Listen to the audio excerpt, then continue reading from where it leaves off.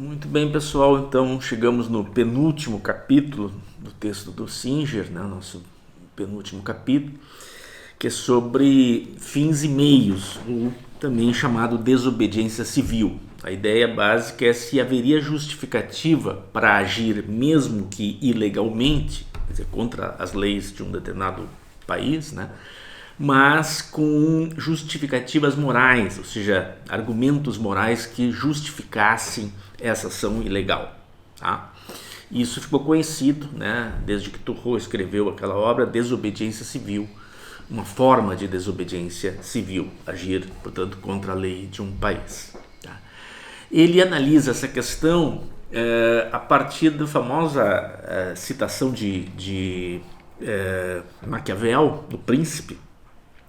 Você já deve ter ouvido falar, os fins justificam os meios. Tá?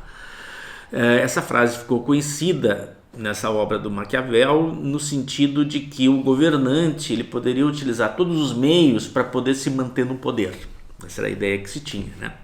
Que historicamente foi desconstruída, ou seja, hoje a visão politicamente correta é exatamente a frase oposta a essa, de que os fins nunca justificam os meios.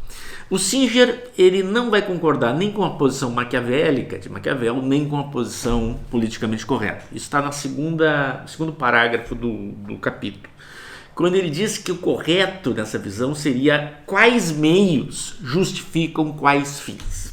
Tá? Nós temos que analisar tanto os meios como também os fins para saber se realmente uma ação se justificaria do ponto de vista ético, mesmo que fosse legal. Para isso, ele cita 4 situações históricas que aconteceram de fato, né, onde houve essa desobediência civil. A primeira, até foi feito um filme, A Lista de Schindler, que é do Oskar Schindler, tá? Um industrial alemão que durante a Segunda Guerra Mundial contratou judeus do gueto. Ele tinha uma fábrica ali perto da Polônia, né? Contratava judeus clandestinamente, né, para evitar que essas pessoas fossem mortas nos campos de extermínio nazista. Tá? Ali aparece claramente meios e fins. Né? O fim era salvar a vida desses judeus, que Oskar Schindler salvou mais de 1.200. E ele usou vários meios ilegais para isso. Ele teve que subornar agentes da polícia secreta alemã, ele teve que comprar alimentos no mercado negro, porque não ia conseguir, no tempo de guerra, né, racionamento, né, sustentar os seus empregados. Tá? Ele contratou, portanto, pessoas que também não poderia naquela época, né, de que o nazismo tinha dominado aquele país e tal. Portanto, ele fez vários atos ilegais com a justificativa de salvar vidas. Singer não tem dúvida de que foi uma ação correta do ponto de vista ético, mesmo agindo ilegalmente. Só que esse caso é um pouco diferente dos outros 3 que ele vai analisar, porque nesse caso não havia uma democracia, né? Havia uma ditadura, tá? O poder nazista era ditatorial, né? E não havia meios legais que Schindler pudesse utilizar, porque senão talvez ele fosse um dos que seriam exterminados nos campos nazistas. Tá? Então essa é uma peculiaridade diferente dos outros 3 casos que ele vai analisar. O segundo caso é chamado de Operação Salvamento. Tá? Não, perdão, o segundo caso não é a Operação Salvamento, é a Frente de Libertação dos Animais, que era nos Estados Unidos, né, numa época da democracia. Nós estamos falando aí na década de 80, né, na Filadélfia, onde havia um laboratório que fazia experiências na cabeça de macacos. Tá? Um grupo de defesa dos animais, Frente de Defesa dos Animais, né, ficou sabendo, né, que havia um comentário, embora não fosse oficial, de que eles submetiam os macacos sem anestesiá-los a sofrimentos horrorosos. Né? Eles tentaram os canais oficiais para saber como é que eram feitas as experiências e não obtiveram resposta. Aí, na calada da noite, eles resolvem invadir o laboratório, primeira ação ilegal. Eles verificam que havia 34 videotapes que filmava como eram feitas as experiências. E antes de sair do laboratório, eles destruíram sistematicamente todo o laboratório. Então, 3 ações claramente ilegais e tal, né? Com a justificativa de que com isso ia informar a população e, portanto, poderia criar uma lei proibindo a continuidade do laboratório. Veja que esse caso não é numa ditadura, nós estamos numa democracia, mas mesmo assim Singer acha que foi uma ação correta. Por quê? Porque foi exatamente o furto dos 34 videotapes, que depois eles editaram e passaram para o público em geral, que mostrava claramente os cientistas pegando à força os macacos, né, desesperados, né, tentando não se deixar amarrar. Eles pegavam os macacos e realmente faziam as experiências sem o uso de anestésico, tá? O que provocou um horror generalizado e depois houve um movimento para impedir a continuidade do laboratório. Se não fosse feito isso, segundo Singer, né, certamente talvez o laboratório estivesse funcionando até hoje. Então ele também acha, mesmo numa democracia, que é mais difícil de justificar a ação ilegal, de que essa ação foi correta. O terceiro caso é a Operação Salvamento, que é um grupo que, a partir de uma citação da Bíblia, né, procura evitar abortos, né? Ele cita o caso da Flórida, onde o aborto é legalizado, né, de que esse grupo, Operação Salvamento, né, fecha a entrada de clínicas que cometem abortos, evitando que mulheres grávidas e médicos entrem nas clínicas para fazer o aborto. Portanto, ações claramente ilegais num lugar onde o aborto é legalizado. Tá? Ele também cita John Andrews, que era pertencente a esse grupo, que chegou a invadir uma clínica abortiva e destruindo uma máquina de sucção, que era aquela máquina que tira o fetinho para o aborto, né? E tal. Também, portanto, uma ação ilegal, invasão de propriedade privada, etc, etc, etc. Nesse caso, também nós estamos numa democracia, mas Singer vai, nesse caso, não concordar com essa ação por causa dos fins, na medida em que nós já vimos no capítulo 6, né, de que seria difícil, do ponto de vista ético, o próprio Estado impedir, né, o aborto. Então, nesse caso, estaria mais ligado à questão dos fins, né? Ele, como eu falei na citação inicial, depende tanto dos meios como dos fins. Aqui, nesse caso, o problema, na visão dele, não se justificaria pelo fim de impedir que mulheres que querem fazer o aborto num local onde o aborto é legalizado pudesse fazê-lo. Essa é a ideia que ele traz. Poderia também dar um exemplo dos meios. Ele não deu esse exemplo, mas ele chega a citar no decorrer do capítulo a questão do IRA, por exemplo, que é um movimento na tentativa de separação da Irlanda do Norte do poder inglês, né? E o IRA, né, usa meios ilegais com esse objetivo, como, por exemplo, colocar uma bomba no metrô de Londres. Ele considera esse ato um ato terrorista, matando pessoas inocentes, e, portanto, o problema nesse caso do IRA estaria nos meios, né? Nesse caso da Operação Salvamento, o problema está nos fins, tá? Por fim, o último exemplo que ele dá é o Bob Brown, no final da década de 70, início da década de 80, é o caso que ele agora dá o nome aos bois, daquele caso da represa hidroelétrica do capítulo 10, né? Ele está descendo o rio Franklin, na Tasmânia, na Austrália. Ele é um jovem médico, quando se depara com a comissão de hidroeletricidade que iria fazer ali uma represa hidroelétrica, tá? Ele estava fascinado pelo local, muito bonito e tal, e resolveu largar a medicina e entrar politicamente com o objetivo de defesa do meio ambiente, tá?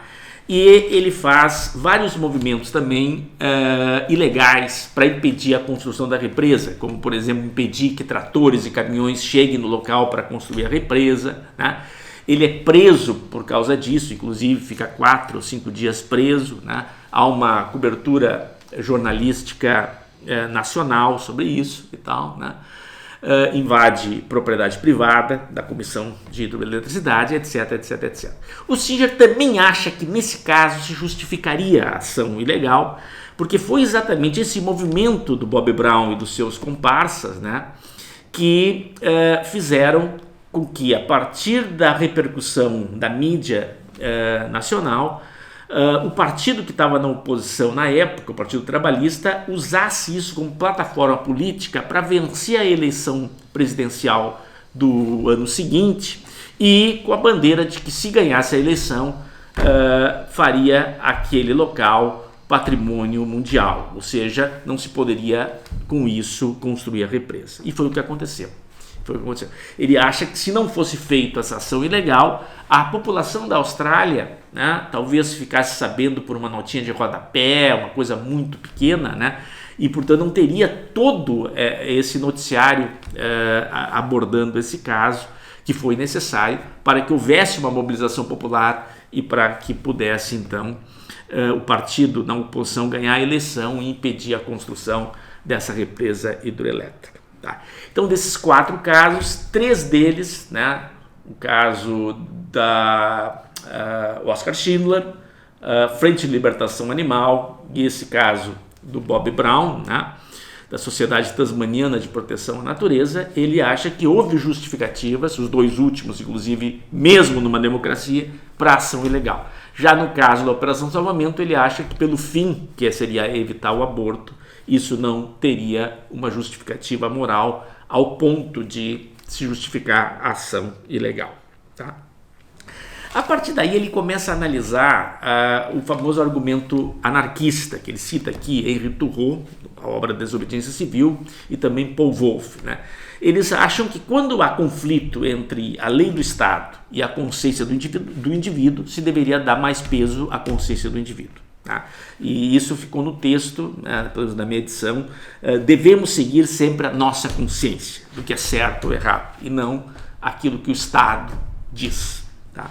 Singer vai criticar essa posição. Ele acha que, no fundo, a visão anarquista é uma visão que acredita muito de que os seres humanos, todos eles, são extremamente refletidos, pensados, pensam antes de fazer as coisas, etc, etc. E o Singer diz que, no fundo, não é assim. Né? Muitas vezes as pessoas, né, agem não porque elas refletiram profundamente sobre aquilo, mas porque foram levadas a agir daquela maneira, seja pela educação, pela influência da mídia, etc, etc, etc. Então ele levanta um pouco essa questão. Ele cita até um caso emblemático de uma moça que foi educada constantemente no catolicismo mais ortodoxo, que diz que só se deve fazer sexo depois de casada. Ela sempre foi educada dessa maneira, até que chega aos 20 e poucos anos e percebe que esses valores não são tão importantes para a sociedade e, portanto, ela começa a praticar sexo sem ser casada. E o Singer diz que provavelmente porque a educação dela foi muito forte, né, ela provavelmente mesmo, né, na superfície acha que não é mais correto esses valores e, portanto, ela pratica a sua sexualidade. Talvez lá no fundo, né, pela educação que ela teve, ela ainda vai se culpar por causa disso. Ele quer mostrar com isso de que geralmente, na maior parte das pessoas, as pessoas acham que aquilo que é certo, não porque elas refletiram profundamente, mas por causa da educação, pela influência dos formadores de opinião, da mídia, da igreja, etc, etc, etc. Então, ele levanta essa questão. Então ele critica esse ponto achando que sempre, né, nós vamos precisar de leis, né, que estabeleçam o que se deve fazer e o que não se deve fazer. Né? Inclusive ele diz, mesmo se a visão anarquista estivesse correta e todos os seres humanos fossem extremamente racionais e conscientes, né, assim mesmo nós teríamos que fazer leis de organização social, como por exemplo, como é que eu ando de carro, será que eu ando pela direita, devo andar pela direita, para ultrapassar eu tenho que andar pela esquerda, ultrapassar pela esquerda. Então sempre vai haver a necessidade das leis. Isso não significa que às vezes não se justifique uma ação ilegal, mas isso não quer dizer, na visão dele, de que a lei não seja necessária. Toda a sociedade humana, a lei vai ser necessária na visão do Singer. Um outro aspecto também interessante desse capítulo é que ele, de certa forma, é contrário à famosa tese do pacifismo absoluto, né? Lembrem do Gandhi. O Gandhi, quando os ingleses começaram a invadir a Índia lá, ele se parava na frente, sem violência, e tentava, através do olhar fixo, né, convencer os ingleses a não entrar. A mesma ideia, por exemplo, está na Bíblia com Jesus Cristo. Se você bate na face direita, você deve dar a face esquerda. Singer não concorda com isso. Ele acha que, às vezes, uma ação violenta ela faz com que uma violência muito maior depois não ocorra. E aí ele cita o famoso caso, que até virou filme também, Tem um filme, agora não me lembro, Operação Valquíria, parece. Esse é um filme que surgiu há alguns anos atrás, que fala de uma situação verídica, de um atentado no bunker de Hitler lá em 1943 ou 44. Tá? E que se isso tivesse acontecido, se Hitler tivesse morrido ali, provavelmente, imaginem quantas pessoas não teriam sido mortas, porque exatamente o processo do genocídio ele se acentuou muito no final da guerra. Tá? No final da guerra, em que os alemães não queriam deixar nenhum rastro. Então, imaginem quantas pessoas não teriam sobrevivido se Hitler fosse morto naquela situação. Então, ele acha que, às vezes, né, uma ação violenta ela precisa ser realizada para evitar uma violência muito maior no futuro. Essa é uma posição polêmica, talvez até a mais polêmica do texto, do 11, mas que ele defende. Outro aspecto também diz respeito à questão da maioria. Você sabe que no regime democrático as decisões são majoritárias, pela maioria. Tá? O que o Singer alerta é que, embora a técnica de decisão numa democracia é pelo voto da maioria, isso não significa que, do ponto de vista ético, seja correto. Tá?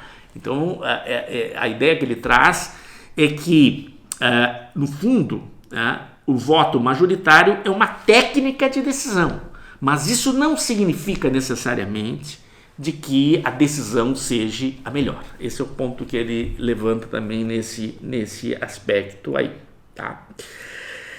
Eu diria que há uma síntese nesse texto, nesse capítulo 11, que no meu texto brasileiro, não é a que eu disponibilizei o português, né? Está na página 318, que eu diria que resume um pouco o que ele defende nesse capítulo 11. Ele diz assim: se resumirmos as nossas conclusões sobre o uso de meios ilegais para a conquista de fins meritórios, descobriremos que, primeiro, existem razões pelas quais devemos normalmente aceitar o veredito de um método estável e pacífico de solucionar divergências. O que ele quer dizer com isso, método estável e pacífico? Vou dar um exemplo que aconteceu comigo. Anos atrás eu estava indo para a universidade e um carro me bate ali perto daquele ginásio que foi destruído ali, do ginásio perto da Ipiranga com a Silva Soli. Eu estava ali parado na hora do rush e um carro me bate. Né?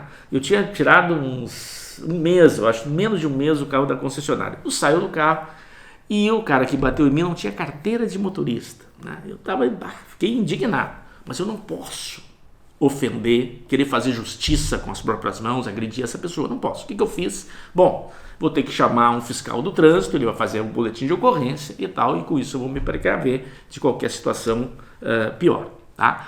Foi o que aconteceu. Ele pediu, eu não tenho carteira, vão guinchar o meu carro e tal. Infelizmente, né, eu tenho que seguir. Isso é um método estável e pacífico de solucionar divergências. Ou seja, eu não vou fazer justiça com as próprias mãos. Quando eu tenho uma agressão contra mim, eu vou procurar os canais legais, jurídicos, para isso. Tá?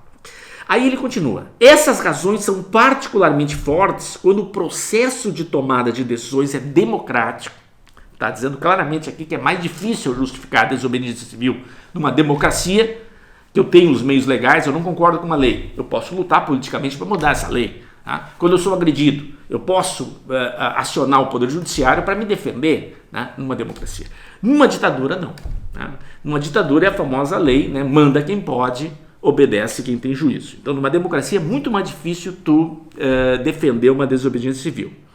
E, numa democracia, o veredito representa um inequívoco ponto de vista majoritário, porque numa democracia as decisões são pela maioria. Tá? Até aí, difícil ter algum filósofo político, um cientista político que discorde dessas duas premissas iniciais. Agora, a terceira, aí há uma polêmica. Quando ele diz assim, mas, ainda assim, existem situações nas quais o uso de meios ilegais pode ser justificado. O que ele quer dizer com isso? Ele quer dizer que mesmo numa democracia pode haver justificativas éticas para a ação ilegal. E aí ele cita, podemos voltar aos dois casos ali que estavam na democracia, né, que é a Frente de Libertação Animal, Se não fosse o furto dos 34 videotapes, a população não saberia como é que funcionava o laboratório do Dr. Generali. E o Bob Brown. Se não houvesse a repercussão da imprensa nacional, a população não sabia que o Rio Franklin estava sendo ameaçado na construção de uma represa hidroelétrica. E, portanto, foi a ação ilegal que fez com que a população se conscientizasse. Essa é a ideia que o Singer tem. Eu acho, aí é a minha posição, tá, de que Singer vive em países desenvolvidos onde tem uma democracia mais sólida, que é Estados Unidos, onde ele vive mais de 30, 40 anos lá, e a Austrália, onde ele nasceu. Tá? São países, obviamente, com uma democracia mais sólida que a brasileira. Tá? No caso da brasileira, do Brasil, eu acho que talvez essa posição do Singer seja um pouco avançada demais. Tá? Por quê?